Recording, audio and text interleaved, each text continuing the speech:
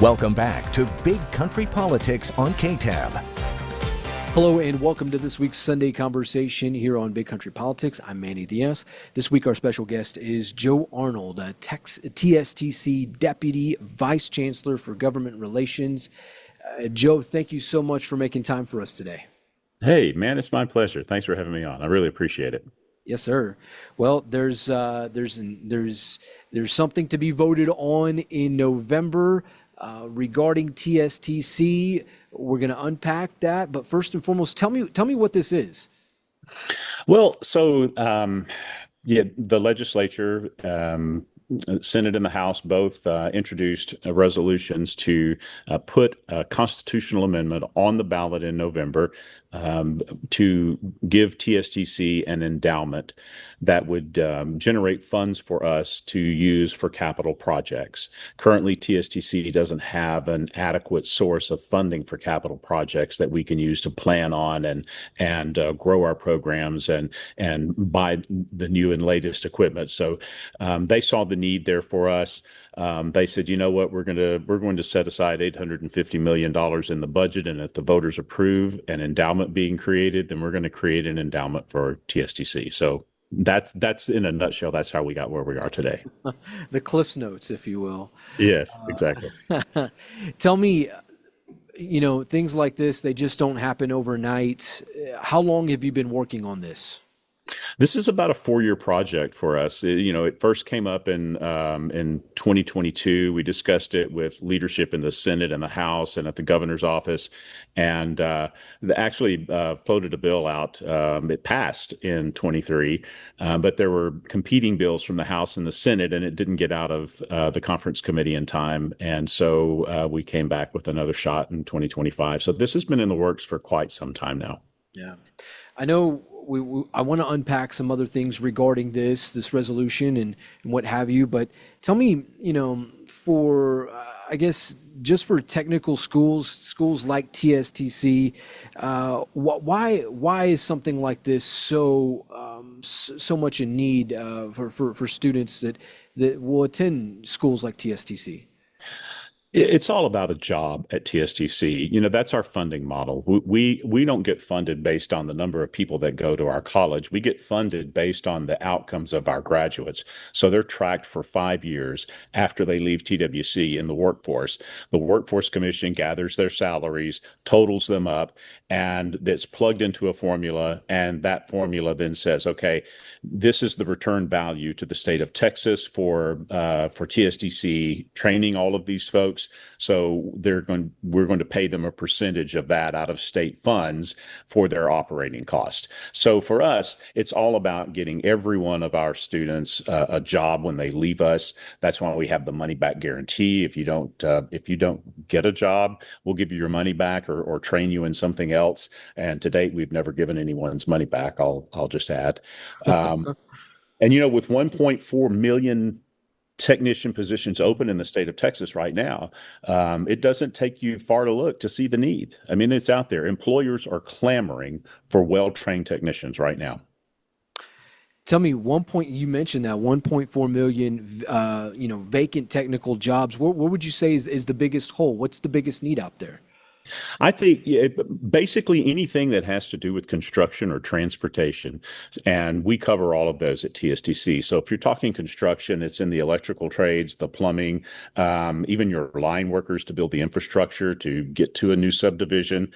Transportation-wise, all of the diesel trucks that go up and down the highway, somebody has to maintain those, but you also have to have all of the large diesel equipment that builds those highways. So those are some of the biggest areas, and of course welders go across all of those. So several of the courses that we have right now are at capacity, and we have tweaked to the courses. We've tweaked our schedules to get as many students there at a time as we can, but without more space we can't add to the programs. So that's one of the big constraints that we have, is actual space and the equipment to train them on. You mentioned a little bit of how y'all get funded, just a few moments ago. How does funding differ from a school like TSTC versus a 4-year university like Abilene Christian, Angelo State, or Texas Tech? So your basic, your 2-year colleges, the community colleges, they have a little bit different funding model, and they also have different funding streams. So they're all public government entities or local government entities, and they can actually float out a bond. And if the voters approve their bond, then they use that money to build their buildings or buy their equipment. The 4-year universities, they're paid on from the state of Texas. They're paid on enrollment numbers, just like your ISDs are, and most community colleges were paid strictly on that until House Bill 8 a couple of years ago, but they're now paid on more of an outcomes based model, outputs I would call it for them. Well, it seems, every time I always visit somebody talking about a technical school or a trade school, it seems like, students that graduate from those particular programs already, they enter a workforce with potentially a little bit more knowledge. Let me back that up. Not necessarily knowledge, but maybe less debt and the ability to join the workforce sooner. Is that That's fair. that in a nutshell? Yeah, that's fair, Manny. It's the skills that employers are looking for. They're not so concerned about a degree, though most of our folks will get at least a Cert 1 or a Cert 2, that's a certificate. A lot of folks, though, leave us before they get that associate's degree because the employers are so hungry to have them on their shop floor that they hire them before they get a chance to finish. So when you can give somebody a skill that they can take then and build on for the rest of their life, they're going to have a leg up out there. And that's what our funding model is based on. We're that return value to the state of Texas. There's a median wage that is calculated, and they back the median wage out of that great number that the TWC has for the salaries for all those graduates, because they figure that somebody with just a high school diploma can achieve the median wage. So anything above that, that's the value that TSTC has returned to the state of Texas. So if you give them those skills, they're going to do better in life. And a lot of our students, I'm telling you, it's changing the trajectory of their entire family. They're the first ones that have been able to go to a college and really come out, like you said, debt free or near debt free, and able to make it in this world, and not just make it, but prosper. Hmm. Well, I tell you, Joe, if somebody would have told me that whenever I was coming out of college many years ago, we're probably not having this conversation. True, true. I hear a lot of folks say that.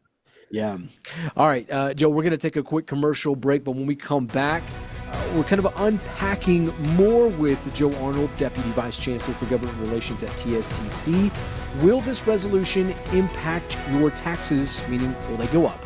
That and more after the break. Welcome back to Big Country Politics on KTAB. Well, welcome back to the Sunday Conversation here on Big Country Politics. Our special guest this week is Joe Arnold, TSTC Deputy Vice Chancellor for Government Relations. Joe, we were unpacking, what TSTC does and certainly how they're impacting lives, impacting students. The best part of that is debt, little to no debt when you come out of school, which is amazing unto its own there, certainly as you see how much the price tag is on education these days. But as we continue to unpack Proposition 1 here, tell me, can taxpayers expect their taxes to go up based on this particular legislation? Absolutely not. It's just the opposite. So this fund will be created from existing funds at the state. It is in the state budget already, and that money will transfer from the state budget over to the comptroller's office to set up this fund. And I might add, it will never in the future, the endowment will never cause your taxes to go up. So it's something you can vote on today with a good conscience that you're not gonna be footing the bill for this. This is money that the state of Texas already has. Okay, that's a fantastic answer to that. Let me ask you this: how fast would students feel the impact if Prop 1 does pass?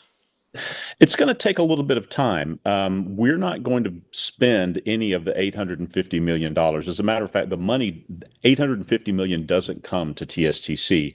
$850 million goes to the comptroller's office, and they invest that money in a special fund that will be there until the voters decide to change that fund.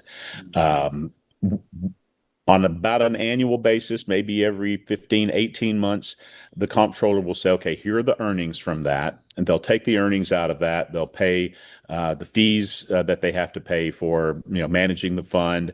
They'll put a small portion of the earnings back into the fund to adjust for inflation.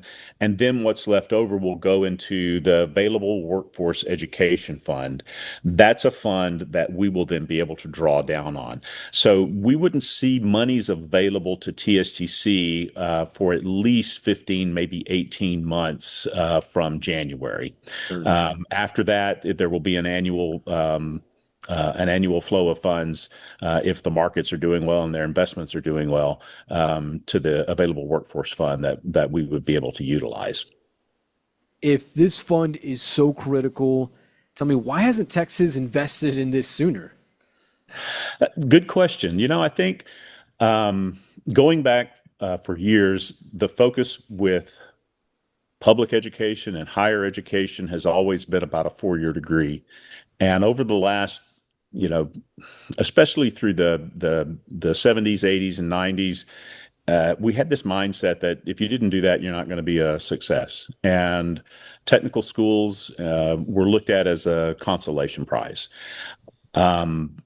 In the early 2000s, it became apparent when the country started growing and jobs in Texas were growing that we simply didn't have enough people. And that's when you first started hearing of the term skills gap.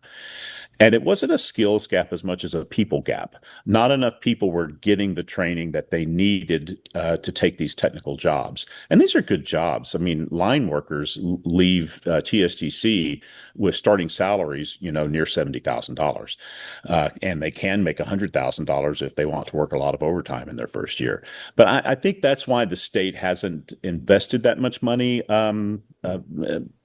in programs like ours. But that's changed now. You can't go anywhere around the Capitol without them talking about workforce training and workforce education. It's a big deal. Last question for you, Joe.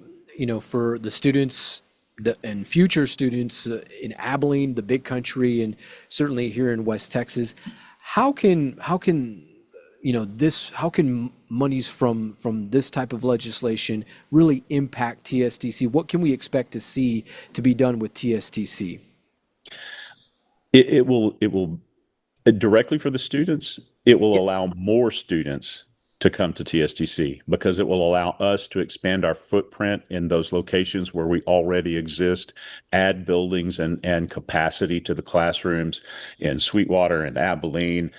Wherever the need is, that's where we're going to focus. So the direct impact to the students is going to be operating on new equipment that they will, you need to learn how to work on the same equipment that you're going to work with when you get to industry. So we have to keep up, and this fund can be used for things like that. The fund can be used for equipment purchases. It can be used to purchase land, build buildings, build infrastructure, renovate buildings, and create the capacity. So that's the direct impact. Gotcha. November 4 is when this is up for vote here. It is, and early vote starts on the 20th and runs through the Friday before November. I actually think that's Halloween. Gotcha. All righty. Well, Joe, I appreciate your time today. Hey, thanks so much for having me. I really enjoyed talking to you. Yes, sir. All right. For Joe Arnold, TSTC Vice Chancellor for Government Relations, I'm Manny Diaz. This has been another Sunday Conversation right here on Big Country Politics. We'll see you next time. God bless.